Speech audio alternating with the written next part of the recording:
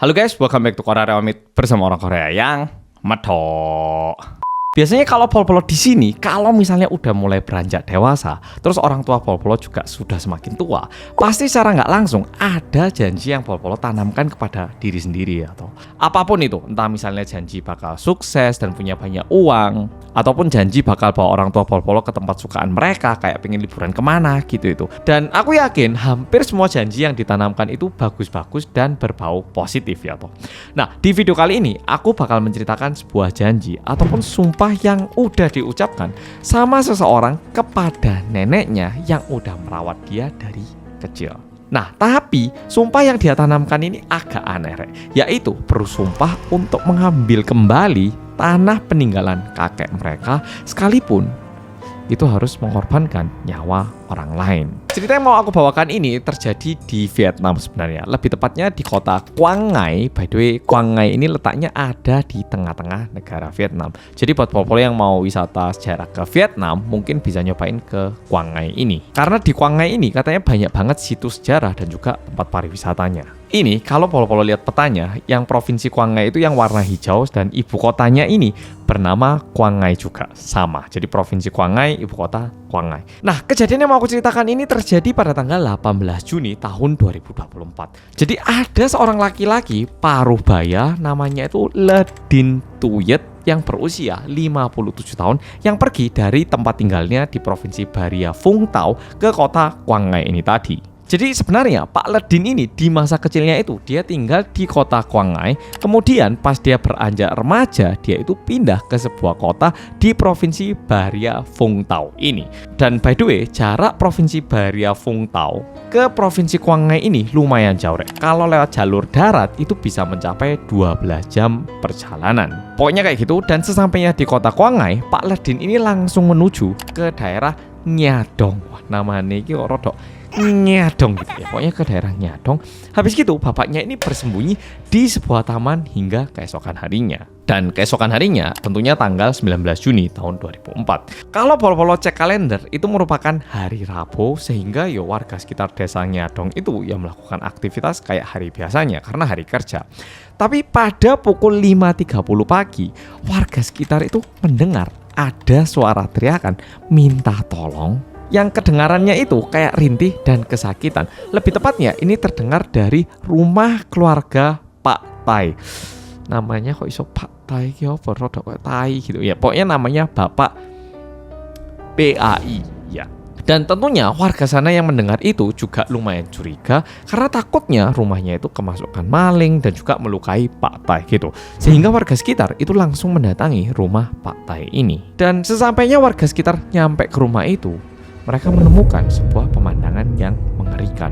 Jadi Pak Tai ini kan udah punya istri dan juga anak. Dan anaknya itu ada 2. Semuanya perempuan, yang satu berusia 4 tahun, yang satunya itu berusia 7 tahun. Dan waktu warga sekitar itu masuk ke dalam rumahnya, warga itu menemukan Pak Tai yang sudah tidak menyadarkan diri di depan rumahnya sendiri. Itu ditemukan itu udah berlumuran darah. Sedangkan istri dari Pak Tai yang bernama Pham Thi Phuong itu juga udah nggak bernyawa. Tapi ditemukannya di kamar mandi rumah mereka dan juga ditemukan dalam kondisi berlumuran darah. Sedangkan kedua anaknya itu ditemukan dalam kondisi penuh luka dan tidak menyadarkan diri di dalam rumah itu.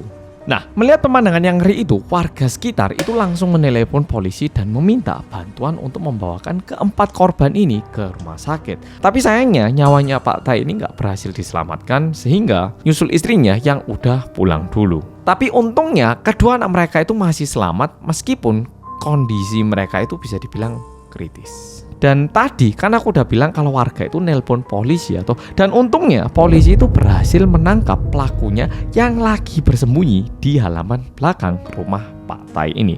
Dan pelakunya itu adalah Pak Le Dinh. Ya, Pak Le Dinh yang tadi aku ceritakan dikit di awal tadi. Mungkin di sini polo-polo bakal agak bingung kok ada Pak Le Dinh yang membunuh Pak Tai itu gimana. Sekarang tak ceritakan kronologi kejadian dan juga latar belakang dari kejadian ini. Tadi di awal kan aku udah bilang kalau Pak Le Dinh ini pergi dari tempat tinggalnya provinsi Bà Phung Thao ke kota Quang Ngai ya toh. Dan sebenarnya memang dari awal Pak Le Dinh itu memang memiliki rencana untuk pergi ke rumahnya Pak Tai dan menghabisi sekeluarga. Dan sebenarnya memang rencana Pak Ledin pergi ke Quang Ngai itu yaitu tujuannya untuk menghabisi keluarga Pak Tai. Tapi pas Pak Ledin ini ditangkap sama polisi di halaman belakang rumah Pak Tai, dia itu memutuskan untuk benar-benar tutup mulut. Jadi dia menggunakan haknya untuk duduk diam ataupun tutup mulut. Benar-benar tutup mulut, kayak tidak menjawab semua pertanyaan yang diberikan sama kepolisian. Dan ceritanya ini baru berlanjut lagi pada tanggal 23 Juni tahun 2024. Akhirnya setelah berbagai pertanyaan dan desakan dari kepolisian, Pak Ledin pun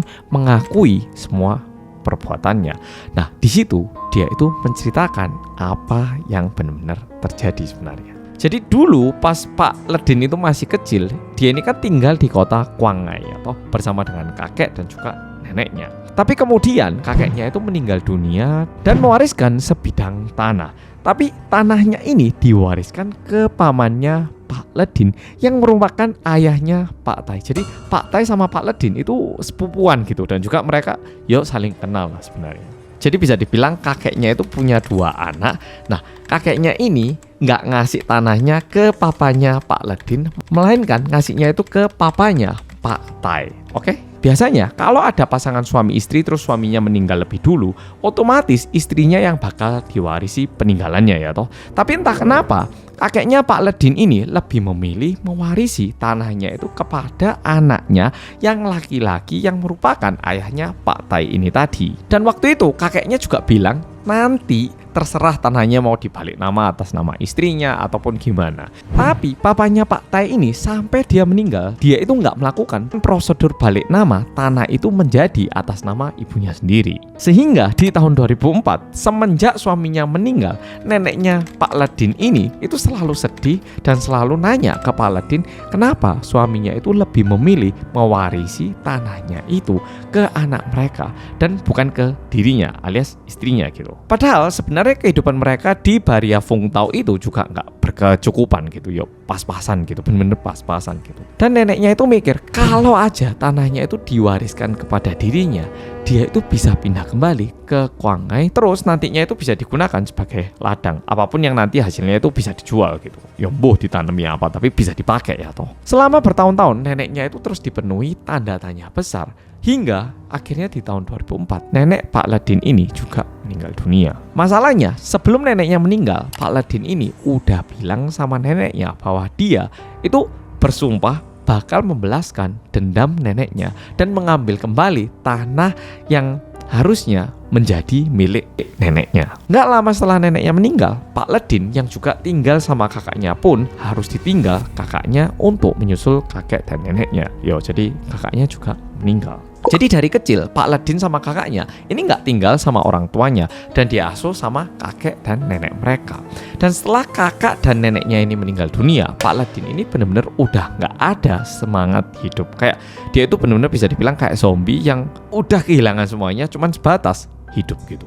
Dan cuman bisa melanjutkan hidupnya itu hari demi hari tanpa makna. Dan waktu itu kebetulan dia tinggal sendiri dan bekerja sebagai satpam di sebuah perusahaan di Baria Vung Tau. Nah, sampai akhirnya Pak Ledin ini memutuskan untuk pergi ke kota Quang Ngai dengan niat untuk menghukum Pak Tai dan mendapatkan kembali tanah peninggalan kakeknya. Tanah yang ditinggalkan kakeknya Pak Ledin kepada ayahnya Pak Tai ini udah dibangun menjadi rumah yang ditinggali oleh Pak Tai alias tempat TKP itu tadi. Sehingga Pak Ledin ini menargetkan keluarganya Pak Tai. Jadi balas dendamnya itu bukan ke pamannya, tapi ke anak pamannya alias keluarga Pak Tai ini. Karena mereka menempati tempat itu dan bisa dibilang kayak pemilik tanahnya gitu. Dan sebenarnya hubungan Pak Ledin sama Pak Tai itu sebenarnya baik-baik aja, Rek. Dan Pak Tai ini juga bukan tipe orang yang merendahkan Pak Ledin ataupun gimana gitu. Polisi yang mendengarkan pernyataan dari Pak Ledin pun juga sebenarnya ada rasa kasihan. Tapi masalahnya di sini Pak Ledin tuh kayak main hakim sendiri gitu. Padahal sebenarnya kan bisa atau ini diselesaikan dengan cara yang lebih baik. Misalnya waktu warisannya itu tertulis ini milik pamannya, itu mungkin dibicarakan sekeluarga ataupun didiskusikan ataupun dibilangi ini loh nenek lagi butuh, kita kasih ke nenek dulu yuk, kan bisa ya toh. Tapi masalahnya Pak Ledin ini milih untuk main hakim sendiri. Dan sebenarnya alasannya kenapa kenapa Pak Ladin tidak mengambil jalur hukum itu karena dia itu berasal dari ekonomi yang agak kekurangan dan juga tidak berpendidikan tinggi, sehingga Pak Ladin ini sebenarnya nggak tahu kalau ada cara lain yang bisa dia gunakan. Ya dia itu nggak mikir kalau ini masih bisa dibicarakan gitu. Dan cara yang dipilih oleh Pak Ladin yaitu mengucapkan sumpah kepada neneknya sebelum meninggal dunia. Dan itu mengorbankan 2 nyawa yang bisa dibilang juga merupakan keluarga dari nenek dan kakeknya. Pak Ladin ini juga bilang kalau dia itu bersembunyi di dekat rumah Pak Tai selama 1 malam dan berencana untuk melakukan aksinya di pagi hari. Lebih tepatnya waktu sekeluarga Pak Tai ini udah bangun dan lagi bersiap-siap untuk melakukan aktivitas mereka kayak biasanya. Cara Pak Ladin membunuh sekeluarganya ini sebenarnya sangat-sangat simpel. Dia langsung menusukkan pisau yang dia bawa kepada semua anggota yang tinggal di rumah itu, dan termasuk kepada 2 keponakannya. Jadi anaknya Pak Tai itu juga ditikam pakai pisau. Dan keponakannya itu ditikam sebanyak 15 kali. Jadi anak kecil usia 4 tahun sama 7 tahun ini ditikam sebanyak 15 kali sama omnya sendiri. Dan waktu polisi mencari tahu tentang kejadian ini, polisi kan mulai tanya tetangga-tetangganya ya toh. Dan ternyata lumayan banyak tetangga yang usianya tua itu masih ingat akan kejadian insiden tanah itu. Jadi itu yang dulu warisannya dikasih ke ini itu ya. Nah, tetangga-tetangga yang tua itu masih tahu. Dan tentunya tetangga-tetangganya itu nggak ngira kalau Pak Ladin bakal melakukan hal sebrutal ini. Dikarenakan kasus ini, penyidik yang bertanggung jawab yang awalnya itu menetapkan penyebab kejadian tersebut adalah karena sengketa tanah. Nah, ini berencana mengubah pernyataannya setelah melihat bahwa perilaku Pak Ladin ini berbahaya bagi masyarakat. Dan dikarenakan sikap egois yang ekstrim, rasa tidak peduli pada hukum, tidak peduli akan nyawa orang lain, badan penyidik mengklarifikasi perkembangan psikologis dan perilaku kriminal dari Pak Ladin untuk ditangani sesuai dengan ketentuan hukum Vietnam. Dan akibat dari itu, Pak Ladin kemungkinan akan menjalani hukuman penjara sekitar 12 hingga 20 tahun. Tapi hingga saat ini kita itu masih nggak tahu hukuman pastinya apa, kayak masih belum ada sidang terakhirnya gitu. Aku yakin pol-pol yang mendengarkan cerita ini lumayan fokus ke kekejamannya Pak Ladin ini. Tapi di satu sisi yang perlu kita juga fokuskan adalah kita itu perlu sadar bahwa Pak Ladin ini dia itu nggak berpendidikan, sehingga dia nggak tahu kalau ada cara untuk menyelesaikan permasalahan warisan ini dengan cara dibicarakan ataupun diselesaikan dengan baik-baik gitu. Tapi karena Pak Ladin ini nggak berpendidikan, itu berakhir seperti ini. Karena kalau menurut Pak Ladin, ini satu-satunya cara gitu. Dan andaikan Pak Ladin itu tahu kalau ini bisa diselesaikan dengan baik-baik, sepupunya dan juga keponakannya itu nggak bakal berakhir seperti ini. Dan melalui video kali ini, aku mau ngasih sedikit pesan kepada polo-polo yang mau mewariskan warisannya. Ya, barangkali punya banyak warisan, mohon dipikirkan baik-baik gimana caranya biar anak-anaknya dan juga bawahnya itu nggak tengkar dengan warisan yang sudah dibagikan. Mohon pikirkan baik-baik dan juga tolong tuliskan pesan alasannya kenapa, biar yang mendapatkan warisan dan juga yang tidak mendapatkan warisan itu bisa paham. Oke polo-polo, makasih udah nonton video kali ini. Orang punya warisan aja tengkar ya. Kalau orang nggak punya warisan, ya nggak tengkar mungkin ya. Boys. Oke polo-polo, makasih udah nonton video kali ini dan sampai jumpa di video berikutnya.